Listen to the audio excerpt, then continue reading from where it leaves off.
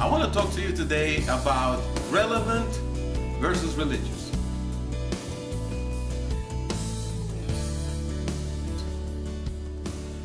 The believer the world needs today is one who is relevant, not religious. I don't know if you follow politics or not, but early this month, most East Coast newspapers headlined the victory of Republican Scott Brown over Democrat Martha Coakley to win Ted Kennedy's seat in Congress, one that he held for 33 years. It was a huge surprise in a state where registered voters outnumber Republicans 3-1.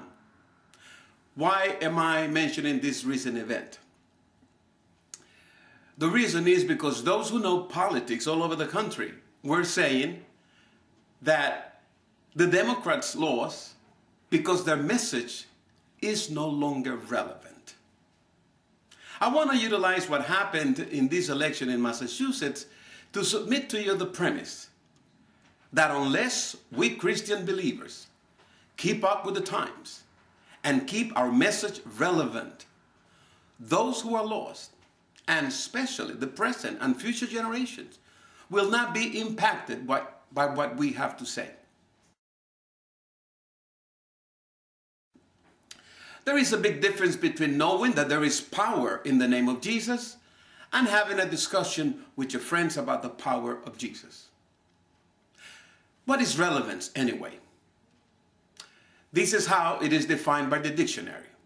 A, relation to the matter at hand. B, practical and especially social applicability. Let's look at A, relation to the matter at hand. The key word here is relation, meaning our message has to be somewhat related to what's going on in our daily life.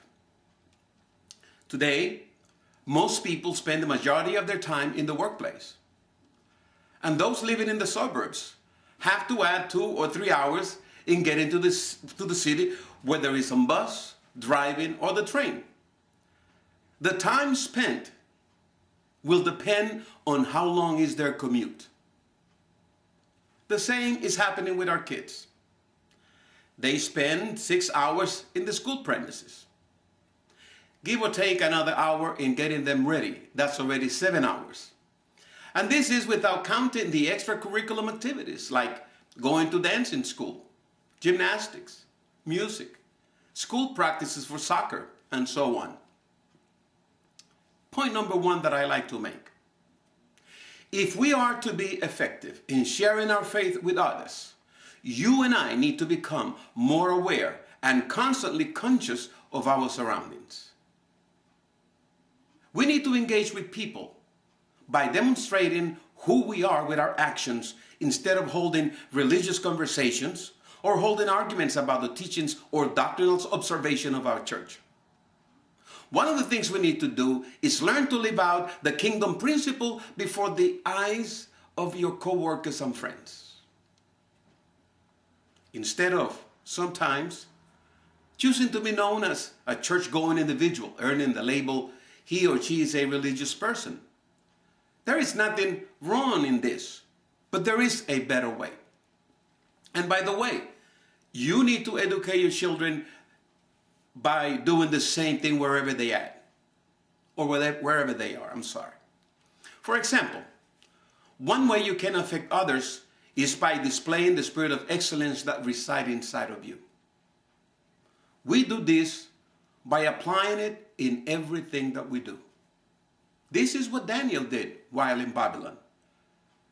Then this Daniel distinguished himself above the governors and straps, because an excellent spirit was in him, and the king gave thought to setting him over the whole realm.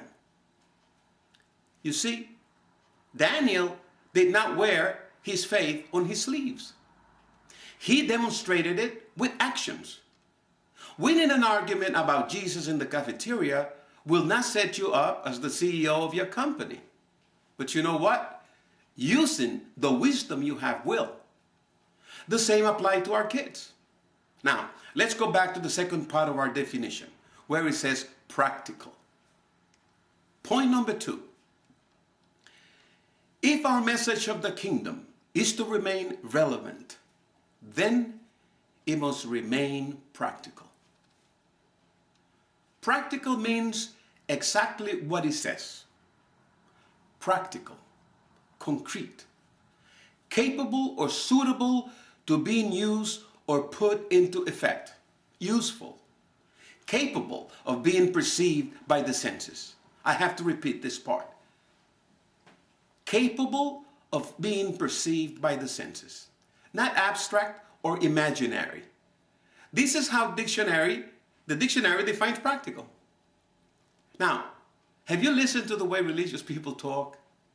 They use a Christian jargon or language that can be understood by a fellow believer, but not by the average person. Remember, actions are more powerful than words. In the real world we live in, your daily attitude is more perceivable by the senses, by those who surround you. For instance, when you say, I don't participate in this or that social activity because I am a born-again believer, people don't understand that. They are left wondering what you meant with that statement. Which brings us to the last part of our definition, which says, especially with social applicability. This brings us to point number 3. When Jesus said that we are to be salt and light, he had in mind precisely the need to be social. This has to do with the social responsibility of living the kingdom culture in a world that is gradually dying and living in total obscurity. The salt is designed to preserve, and the purpose of light is to eradicate all darkness.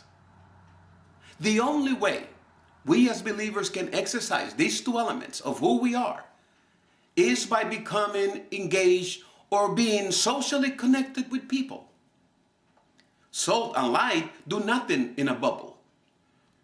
Furthermore, these two elements do no one any good by themselves. If you put them isolated, they're not going to do nothing by themselves. You see, the Father purposed before the foundation of the earth for his children to be especially created with the social applicability to preserve and enlighten all nations so they can also become part of his kingdom. In conclusion, we are living in critical times. These are the days when science is multiplying at an incredible rate as predicted by the scriptures. A new wineskin is being formed to receive the new wine that is to be poured out all over this earth. Globalization is here to stay. Salt and light are 2 global elements that will not go away. That's who you are. That's who I am. Let's live it out loud and let's impact everyone who crosses our path.